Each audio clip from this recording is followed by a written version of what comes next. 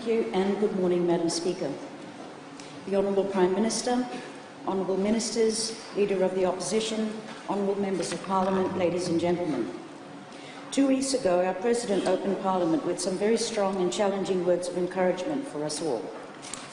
In line with his vision, and with your indulgence, Madam Speaker, I would like to share with this House some interesting and important environmental information related to the vulnerability of our oceans and to climate change.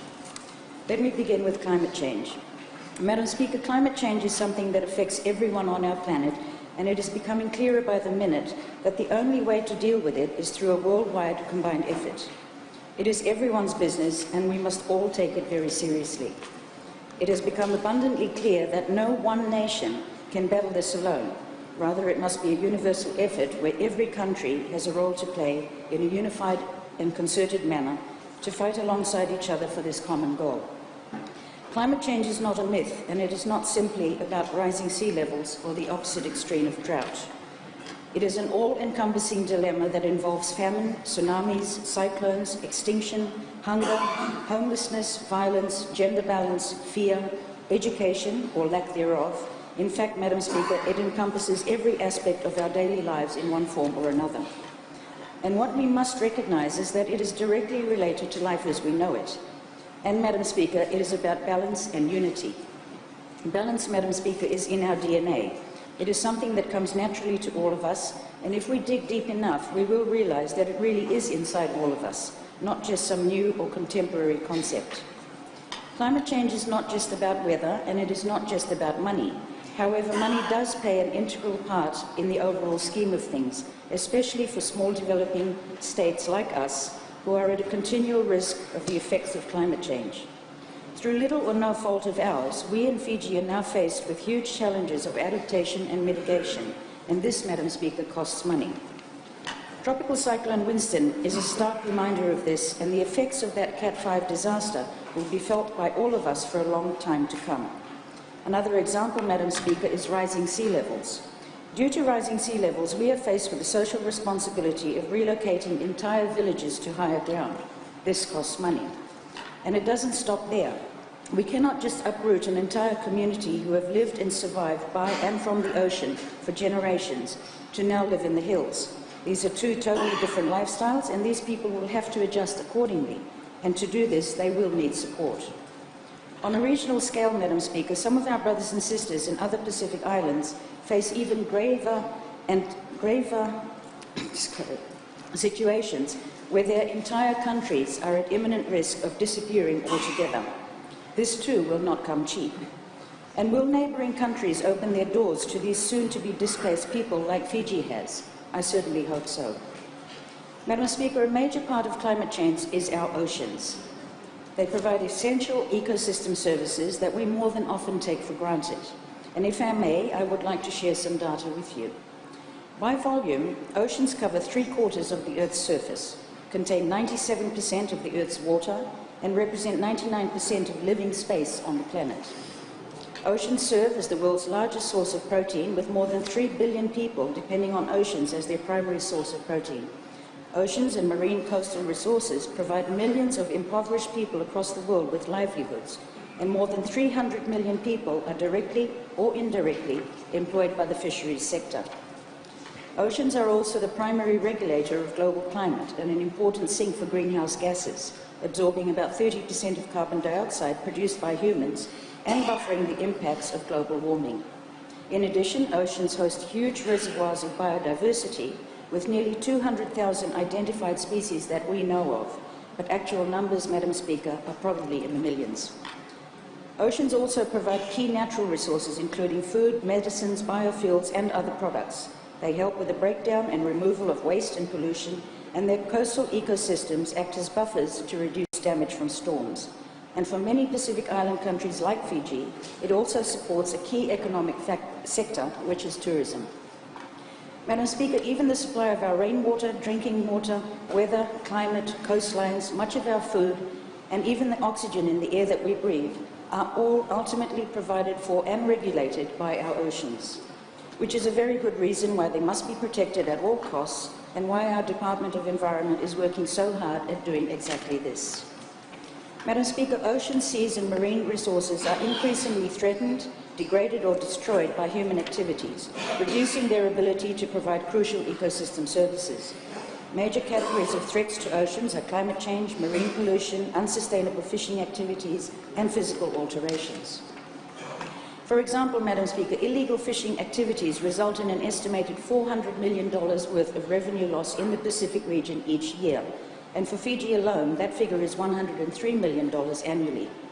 The inability of Pacific Island countries to adequately patrol our waters leaves us vulnerable to external non-state actors and other non-traditional threats. Madam Speaker, I have recently returned from an international conference on oceans, and I would like to share with you Fiji's position on the protection of mobula rays, or manta rays as they are commonly known, and two particular species of sharks, the silkie and the thresher. Manta rays and sharks are what we call top predators in our ecosystem. In layman's terms, there are basically three layers in the ocean ecosystem: top, middle, and bottom. If we remove or diminish the top layer, this will in turn increase the middle layer, as they would have no natural predator to control them. And what will eventually happen is that the middle layer will far outnumber the bottom layer, and we will no longer have any good eating fish for human consumption. There will be no more kambatia, no more coral trout, and no more salala. Madam Speaker, at this year's CITES conference, which is the Convention on International Trade in Endangered Species, which is happening as we speak, Fiji has proposed that 9 mobula ray species, top predators, be added to the CITES Appendix 2. Maldives and Sri Lanka are proposing the inclusion of 2 species of shark, namely the thresher and the silkie, and we in turn are co-sponsoring each other's proposals with ever-growing support from many other nations. Fiji was, a couple of days ago in Niue, named a World Champion of the Oceans for these efforts. And we have also been commended for taking the lead in co-hosting next year's World Oceans Conference, along with Sweden, in New York. These, Madam Speaker, along with numerous other initiatives, are some of the projects that our Department of Environment participates with at regional and international levels, playing our part in balance and unity. On a national level, we strongly believe that engaging with the private sector will realize economic growth. Our engagement with the private sector will enhance our efforts in implementing the Green Growth Framework and, of course, our commitment to international obligations. We are actively working with organizations to install a supportive model that will enable our oceans and terrestrial masses to be resilient and sustainable. And now to the Department of Local Government, Madam Speaker. Following the change in the fiscal year and the announcement of the national budget, the Municipal Council local government administrators met with our ministry to map out an action plan on the implementation of national fiscal policies at local government level. The municipal platform closely follows His Excellency's comments made during his opening address, and our ministry fully acknowledges his comments on the promotion of small and medium-sized enterprises. Our municipal councils actively promote small and medium businesses, and I am pleased to report that during the second quarter of this year, on average, a total of 8,289 market stalls have been occupied by market vendors on Fridays and Saturdays across the country. Our ministry strongly believes in the fact that small and medium enterprises form the backbone to a strong economic and resilient nation. To this extent, our ministry sees the contribution of market vendors as very significant to shaping the overall economy of a township. Our real-time efforts will consistently evidence critical outcomes such as the upgrading of marketplaces, which will offer better trading facilities and make them more gender-friendly. Overall, by the end of the second quarter, our municipal authorities processed and issued 17,056 business licenses. Comparative analysis shows that Nandi Town recorded the highest level of economic activity and growth, with a 15% increase, followed by Nasuri with an increase of 13%. Madam Speaker, all municipal authorities will continue to work closely with our office in ensuring that goals and targets set for medium and small businesses are well supported and realised within township administrations, and that their overall economic growth and resilience is strongly promoted. Madam Speaker, municipal authorities will implement His Excellency's observation on the need to continue to reform, modernise and open up new avenues of investment and opportunities. Our ministry believes that investments from both abroad and from within Fiji are key drivers to this. To this extent, our ministry strongly encourages that we see an increased number of private-public partnerships through all municipal councils. Every council in the country has been tasked with this approach to bringing on board such partnerships. This business model has now been added as a KPI for every council in the country. This measure, Madam Speaker, is targeted to attract fresh investments and install Fiji as a robust economy. Over the last year, the municipal authorities have established suitable frameworks to be followed for the purpose of processing and assessing. With this PPP arrangement framework now established, the same shall be used by all councils to attract private-public investment in towns and cities. Madam Speaker, building registers for the municipal councils show that a total of 1,399 new building applications have been received for the year to date, valued at $200.22 million. During our municipal forum held in August, it was noted that the level of investment confidence in townships and cities is high, and government's infrastructure investment program is witnessing the desired outcomes in terms of driving investor confidence. Additionally, our ministry will continue to support and provide directions to the councils through 1. Actively engaging with the councils and providing institutional best practice support, review work carried on to date, and support and install correctional measures where needed. This will put all councils on track towards targeted growth and service delivery. 2. To ensure service delivery enhancement and consistency across all councils. The ministry is currently working with the councils in establishing a uniform service delivery platform through a shared services model. This will focus on especially areas like finance management and technical expertise, where resources are hard to come by for smaller and remote councils. And 3, our ministry also leads a biannual municipal council forum where areas of challenges in municipal performances are deliberated on and resolved. All these support measures, Madam Speaker, will ensure that municipal councils in Fiji will continue to raise the bar in their service performance to all Fijians residing in our towns and cities. This will also ensure that the economic growth and resilience targets for Fiji are met. In closing, Madam Speaker, I wish to highlight another big component of local governance, which is a key priority directly related to a clean, healthy and resilient environment, and that is waste management. Our councils in the Central Division are faced with huge challenges in waste management, and an initiative that our ministry is currently working on, which is the construction of a waste transfer station in Langere, will be of great benefit in reducing overall costs of waste management significantly.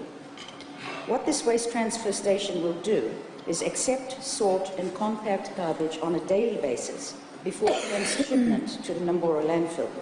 This will generate big savings in transport and will also increase the lifespan of the Nambora landfill. And while I'm speaking of the Nambora landfill, Madam Speaker, I would like to clear up a few misunderstandings or misconceptions of what Nambora landfill is all about. It is, as I said, a landfill. It is not a dump like the old Lamu dump. It is a sophisticated operation, and it is the only one of its kind in the South Pacific. It has leaching ponds similar to what you would see at a sewage treatment plant, and it has enormous cells or pits that are lined with very expensive high-tech fabric to ensure that unwanted and dangerous leachings are contained and treated properly. A specialized compacted bulldozer, for example, which is essential for a landfill, costs $1.2 million. So you can imagine, Madam Speaker, what an expensive operation this all adds up to. On average, 150 trucks per day drop off their garbage at Nambora. This, Madam Speaker, amounts to approximately 80,000 tonnes of rubbish each year. Our proposed waste transfer station will significantly reduce both the number of trucks per day on our roads to Nambora, from as far away as Nasuri and Masinu, including Suva and Lami, and reduce the lifespan of Nambora, as I mentioned earlier. All this, as well as maintaining a clean, resilient and healthy environment for many years to come. As I wrap up, Madam Speaker, I wish to leave everyone with these thoughts in mind. It has been said that we do not inherit the earth from our parents so much as we borrow it from our children. Let us not be the generation that takes more than we leave behind. Thank you, Madam Speaker.